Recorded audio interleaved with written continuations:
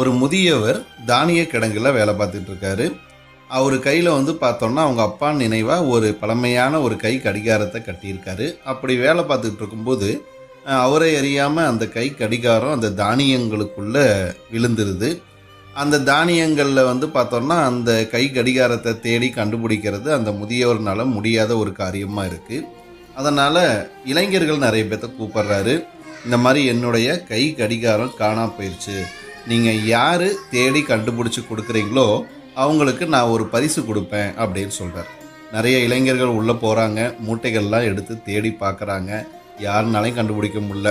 நிறைய இளைஞர்கள் பார்த்தோம்னா வெளியே வந்துடுறாங்க. அதில் ஒரே ஒரு இளைஞன் மட்டும் அமைதியாக உட்காந்துருக்கான். கண்ணை மூடி உட்காந்துருக்கான். தன்னுடைய மூச்சு காற்றை கூட குறைத்து கொண்டு அங்கே இருக்கக்கூடிய சத்தத்தை நன்கு தன்னுடைய காதுகளில் கேட்குறான். ஒரு மூட்டைகளுக்கு நடுவில் பார்த்தோம் அப்படின்னா அந்த கை கடிகாரத்தினுடைய ஓசை கேட்குது. டிக் டிக் டிக்னு கேட்குது.